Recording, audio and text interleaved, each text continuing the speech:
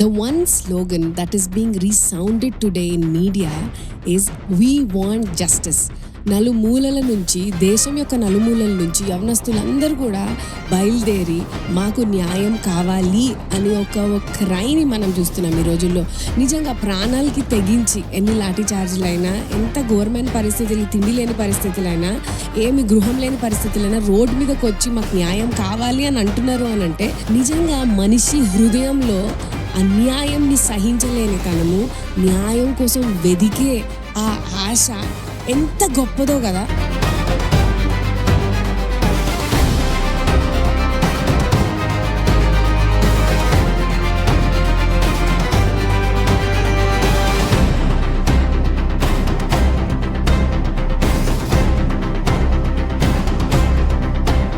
Hello everybody, greetings in Jesus' name. Welcome to another episode of Bible Eyes, Seeing life through scripture. జీవితం వాక్యం వెలుగులో. మరి Sam ఈరోజు నిజంగా ఎక్కడ చూసినా సిజేపీ అండ్ యూత్ యొక్క పల్స్ చూసినట్లయితే it is full of grief. They are sick and tired of so many things అని లిస్ట్ ఎన్నో చెప్తున్నారు. అంటే వెన్ వీ హియర్ ఇవే విజువల్స్ ని, ఇవే న్యూస్ ని మనం చూస్తున్నప్పుడు our hearts go out for them. అంటే ఎంత బాధ, ఎంత ట్రామా, లేకపోతే ఎంత వాళ్ళు they are facing the pain. అందుకొరకే ఈ రోజు మాకు న్యాయం కావాలి అని ఒక పోరాటాన్ని, ఉద్యమాన్ని చేస్తున్నారంటే the trouble behind it and the grief is really great కదా సామ్. ఎస్ రూత్, మీరు ఇందాక అన్నట్టు న్యాయం గురించి ఒక ఆశ, న్యాయం జరగాలి అనే కోరిక ఒకటి మానవ హృదయంలో ఉన్నట్టుగా చూస్తున్నాం. Absolutely. So this is not just a product of chemical reactions in your body. That's true. Just ఒక కెమికల్ రియాక్షన్స్ బట్టి ఈ విధంగా రియాక్ట్ అవ్వట్లేదు. But that is deep inside of our nature. మన స్వభావంలోనే ఉన్నది. Yes. అసలు ఇది ఎందుకున్నది, మనలో ఎందుకు న్యాయం కోసం పోరాటం ఉన్నదంటే we must go back to the Bible truth. Sure, Sam. Yeah. I think it's the most important, topic that we need to talk at the moment. And I think this is the need of the hour. Yes. So, justice గురించి ఆలోచన చేస్తున్నప్పుడు నేను just గా ఉండాలి, justice నాకు అవసరము అని అంటుంటే ఫస్ట్ థింగ్, నన్ను సృజించిన దేవుడు హీ ఈస్ జస్ట్ అని మనం తెలుసుకోవాలి. Okay. Because we are created in the image of God. దేవుని స్వారూప్యంలో చేయబడ్డం గనుక మాత్రమే మనకి తపన. అటువంటి ఇంట్రిన్సిక్ గా దేవుడు పెట్టిన ఆశ అది ఏంటంటే న్యాయవంతంగా ఉండడం అనేది. ఆ ఆశ, ఆ భారము దేవుడు పెట్టిన గుణం అది. Exactly Sam. న్యాయం అంటే దేవుడితోటే బిగిన్ అవ్వాలి. ఎందుకంటే మనం అందరం అయితే న్యాయవంతులం కాదు కదా Sam. Yes Ruth, exactly. Justice అంటేనే it begins with God, because God is just. Bible frequently మాటికి బైబిల్ పోర్ట్రే చేసేది ఏంటంటే దేవుడు న్యాయవంతుడు, ఆయన he is just. Why don't you read Psalm 89 verse 14, Ruth? Sure, Sam. Psalm 89 verse 14. Righteousness and justice are the foundation of your throne. Love and faithfulness go before you. Yeah, that's something that describes about God కదా. Yeah. అంటే దేవుని throne యొక్క foundation నీతి, న్యాయము. న్యాయం. So దేవుని న్యాయం అనేది it's the foundation of his throne. So God is not God if he is not just. Okay. That's what the scripture says. Okay.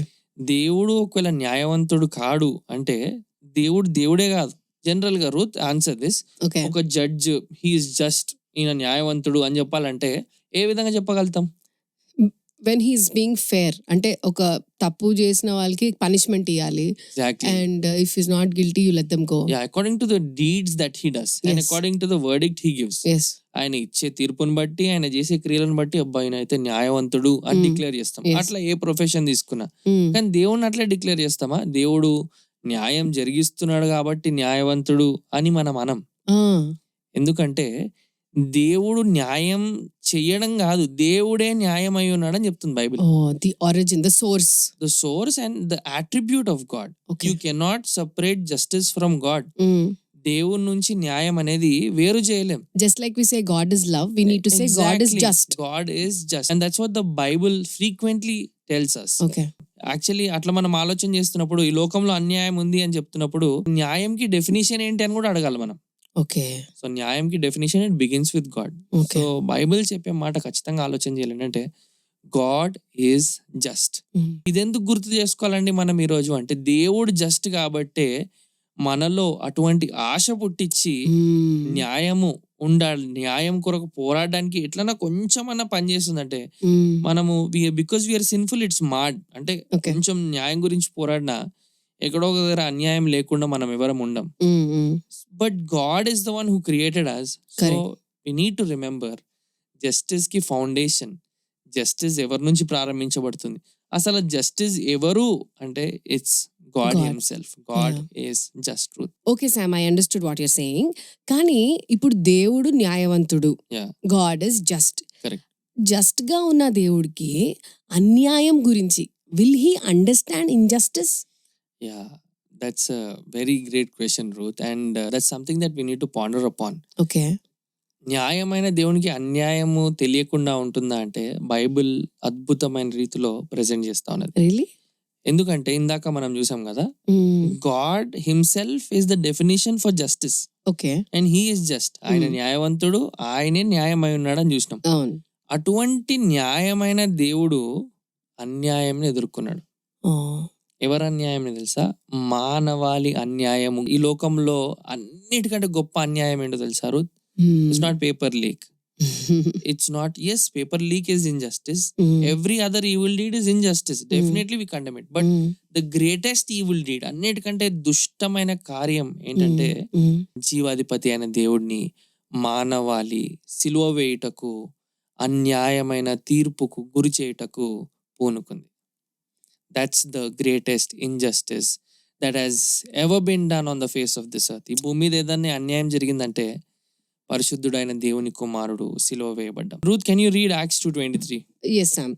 Acts 2:23. This man was handed over to you by God's set purpose and foreknowledge, and you, with the help of wicked men, put him to death by nailing him to the cross. Yeah, by the help of wicked men, by nailing him to the cross. Yes, and ఇంకా 3rd chapter లో కూడా చదివితే lawless men వల్ల 3rd chapter లో కూడా చదివితే ఏముంటుందంటే lawless men తో పాటు మీరు లాలెస్ గా ఆయనని క్రూసిఫై చేసినారు. Okay. Jesus Christ, God in flesh, శరీరధారిగా ఉన్న దేవుడు అన్యాయమైన తీర్పును పొందుకున్నాడు. Okay.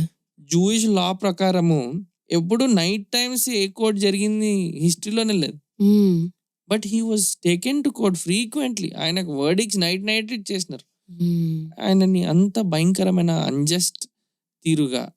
అండ్ పైలట్ కూడా అన్నాడు కదా, ఏమన్నాడంటే I found no guilt in this man. He's innocent అని చెప్పి. ఇది ఎవరు ఫేస్ చేసినారంటే the son of God, the creator of the whole world, justice కి మూలమైన దేవుడు, న్యాయము అయ్యున్న దేవుడు అన్యాయముగా తీర్పు పొందినాడు. So that's something that we need to think about Ruth. ఎందుకంటే Yes, Sam. దేవుని గురించి ఆలోచన చేస్తున్నాడు. దేవునికి అన్యాయం తెలుసా అంటే దేవునికి కాకుండా ఇంకెవరికి అన్యాయం తెలియడానికి వీలే లేదు. అవును సార్. న్యాయంకి డెఫినేషన్ ఆయనే.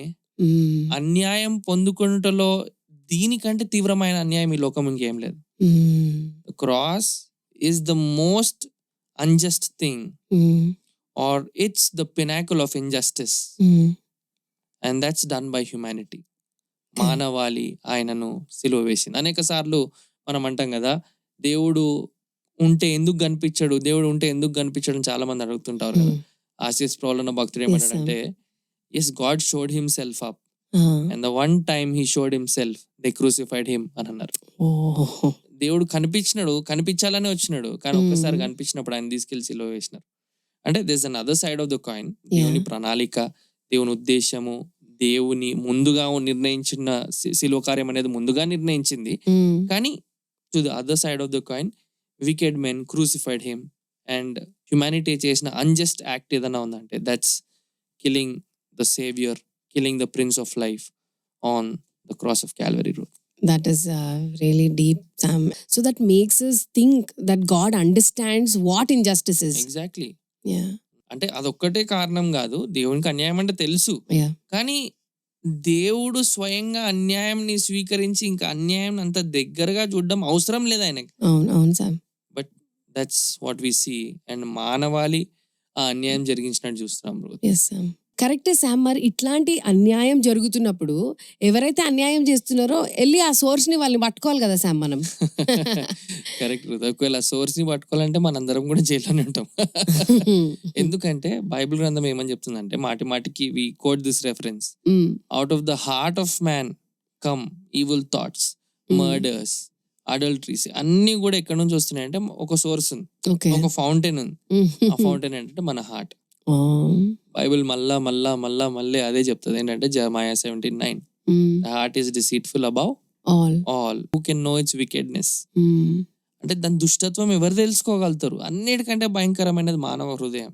అంత భయంకరమైన మానవ హృదయం నుంచి అన్యాయము రాకుండా మానదు. So the root of the problem ఇంకెక్కడో కంటే ఒక్క నిమిషం ఇది కొంచెం హార్డ్ టు డైజెస్ట్, ఇది కొంచెం అర్థం చేసుకోవడానికి కూడా కష్టం. మనమే కాజ్ అంటే కొన్నిసార్లు అంగీకరించం కూడా, కానీ దట్స్ ద రియాలిటీ. మన హృదయ లోతులలో అన్యాయం చాలా ఖచ్చితంగా ఉందని చెప్పక మానం రోజు.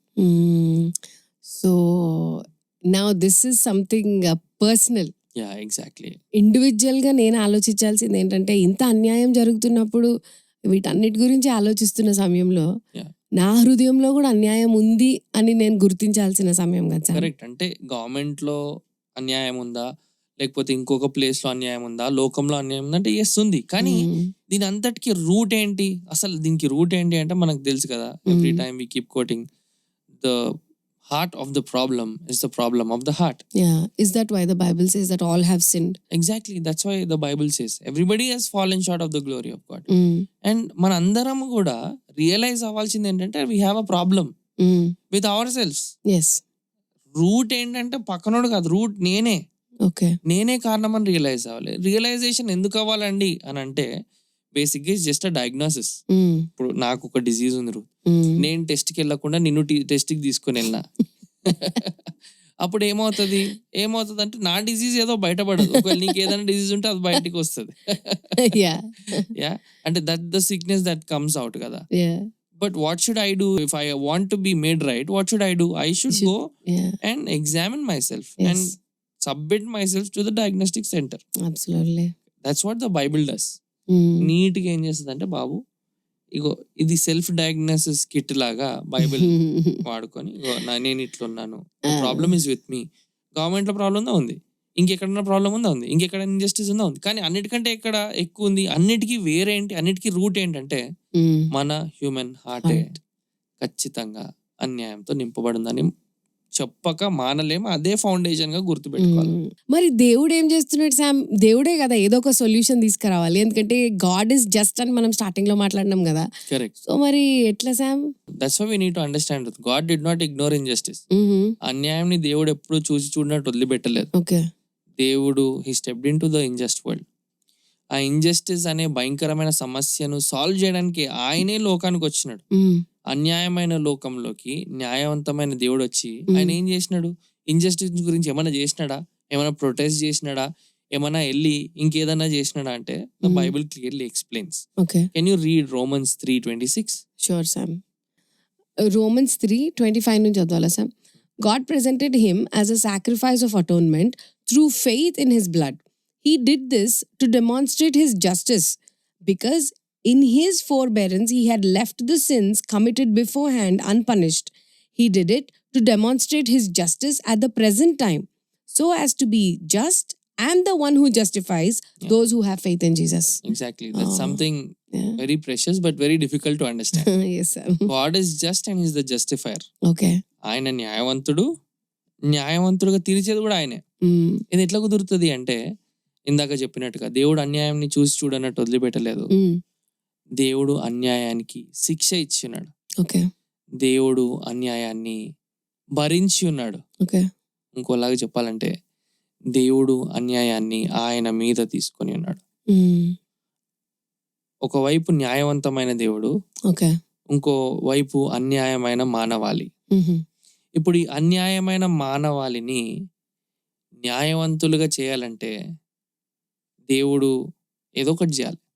మన దేవుడు ఏం చేసినాడంటే, న్యాయవంతమైన దేవుడు అన్యాయాన్ని ఆయన మీద తీసుకొని ఈ అన్యాయమైన మానవాళిని న్యాయవంతులుగా తీర్చుటకు అన్యాయమునకు శిక్ష ఆయన భరించినాడు.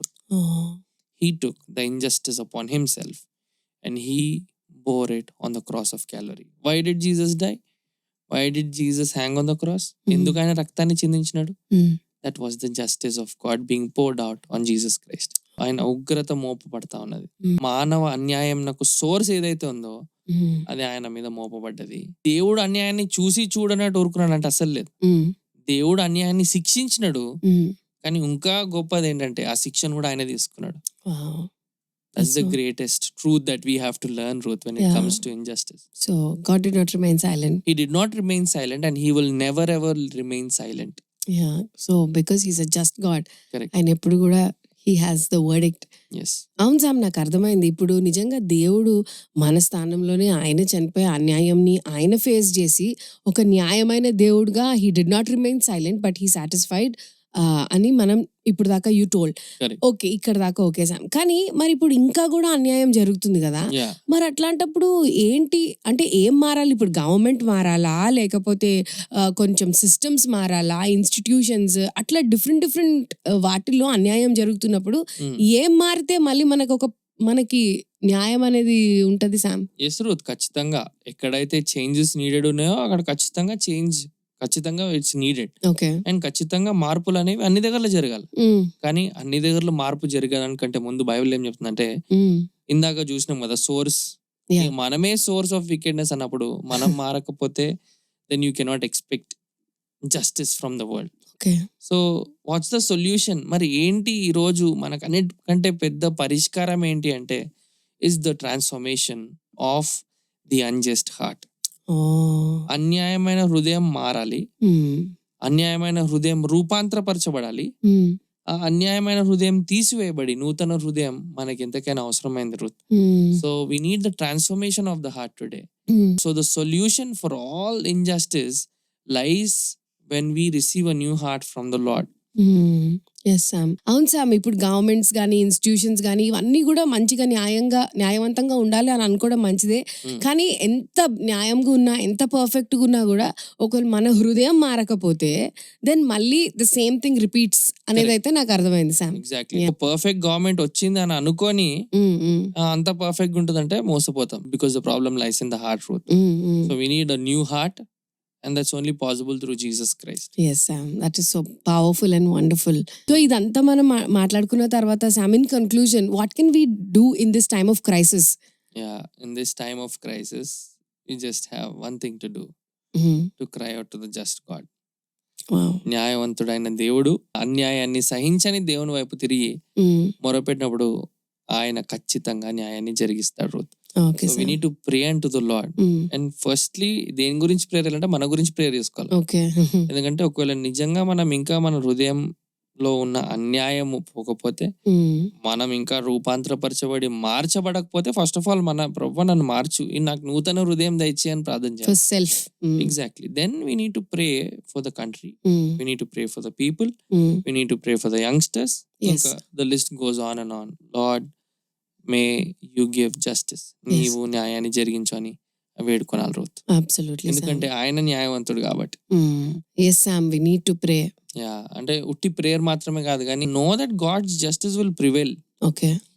ఏదేమైనా కానీ మనకు కనిపించకపోతుండొచ్చు, ఇప్పుడు ఇమ్మీడియట్ గా ఏదన్నా మారిపోవాలంటే మారిపోకపోతుండొచ్చు, కానీ దేవుడు న్యాయవంతుడు. అది ఆయన క్యారెక్టర్ లో ఉంది కాబట్టి ఈ లోకంలో జరిగిన ఏ అన్యాయాన్ని దేవుడు చూసి చూడనట్టు వదిలిపెట్టాడు. ఆయన నేచర్ జస్ట్ కాబట్టి ఇంజస్టిస్ జరిగిన చోట, ఇంజస్టిస్ జరిగితే ఆయన చూస్తూ ఊరుకోడు. He'll definitely give the due consequence for injustice. So it will prevail. A court verdict ఇవ్వకపోయినా, ఏ కోర్ట్ సపోర్ట్ చేయకపోయినా, ఎవరు ఎంత అన్యాయంగా వచ్చినా దేవుడు న్యాయంని జరిగించక మానడు Ruth. So no escape from the sight of God. No escape from God. So అది మనం నమ్మాలి. దేవుడు న్యాయవంతుడు. కనిపించడం అన్యాయమే విన్ అవుతున్నట్టు, అన్యాయం జరిగిపోతున్నట్టు అంతా కనిపించవచ్చు, కానీ దేవుని న్యాయం ప్రివేల్ అవుతుంది. Yes, Sam, the righteous do not hope because justice is visible today.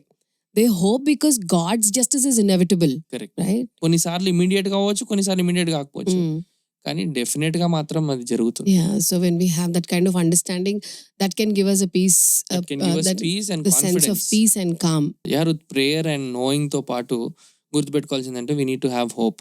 Okay. ఎందుకు ఈ నిరీక్షణ అంటే, ఖచ్చితంగా ఈ బ్రోకెన్ వరల్డ్ లో ఎప్పటికీ జస్టిస్ దొరుకుతుందా అంటే దొరకదు. That's why we need to wait for the Lord to come and reign. Okay. Yesukristu ప్రభు ఏలినప్పుడు అన్యాయం అనేది ఉండదు, ఎందుకంటే ఆయన న్యాయవంతమైన దేవుడు. ఆయన రాజ్యము న్యాయవంతమైన రాజ్యము. ఆయన అన్ని రాజ్యాల కంటే ఉన్నతమైన వాడై ఆయనే న్యాయవంతుడు ఉండి వెళ్తాడు కనుక we need to wait for our home. Okay. That's being with our saviour. ఆయనతో ఉన్నప్పుడు ఇంకా అన్యాయం అనే పేరే మనకు వినిపించదు. Wow, what a beautiful world it's going to be, Yeah, where there is no injustice because our God will reign. correct. It's wonderful, Sam. అవును Sam, నిరీక్షణ అంటే నాకు ఒక beautiful quote, I just want to read it. It says, when justice is delayed on earth, faith looks upward, Yeah, knowing heaven's court never postpones its verdict. exactly. Isn't that true, Sam? Very true. తప్పక మనం నిరీక్షణ కలిగి ఉండాలి, ఎందుకంటే దేవుడు మనకిచ్చిన నిరీక్షణ మనల్ని ఆయన వైపు చూసేలాగా చేస్తుంది. ఆయన పైన ఆశ పెట్టుకొని, ఆయన న్యాయవంతుడు కాబట్టి మనకు కూడా సహాయం చేస్తాడు కదా sir. Exactly. So my dear friends, after all this conversation that we had, first నుంచి మనం మాట్లాడుకున్నప్పుడు ఇంత క్రైసిస్ సిచ్యువేషన్లో ఆ heart goes out for all our youth who are crying in desperation for justice. నిజంగా ఈరోజు let us remember that we are praying. మనం దేవుని బిడ్డలుగా let us pray and let us pray for the peace and safety and for the security of our nation and of our nation's youth. అంత మాత్రమే కాకుండా నిజంగా దేవుడు న్యాయవంతుడు కనుక మనల్ని కూడా న్యాయవంతులుగా చేయాలంటే మన హృదయాన్ని ఒక్కసారి చెక్ చేసుకుందాము. And then let us just continue to hope in our Lord because he will never fail us. Yeah, let's pray. పరిశుద్ధమైన దేవా, మీకే వందనాలు. ఈరోజు తండ్రి ఎన్నో విషయాలు మాట్లాడుకున్నాం. నీవు న్యాయమైన దేవుడవు, మా కొరకు తండ్రి మాకు న్యాయంని చేకూర్చే దేవుడవు కనుక ఈరోజు మా దేశాన్ని దేవా, మా యవనస్తుల్ని, ఈ క్రైసిస్ సిచ్యువేషన్ అంతటినీ దేవా we uphold it into your hands. దేవా మీరే జస్టిస్ని మా అందరికీ చేకూర్చి దేవా అల్టిమేట్లీ మమ్మల్ని మీ సన్నిధికి నడిపించుకోమని యేసు నామములో ప్రార్థిస్తున్నాం తండ్రి. ఆమేన్. Thank you so much for joining in, friends. Until we see you again in another episode, God be with you all. Bye everybody.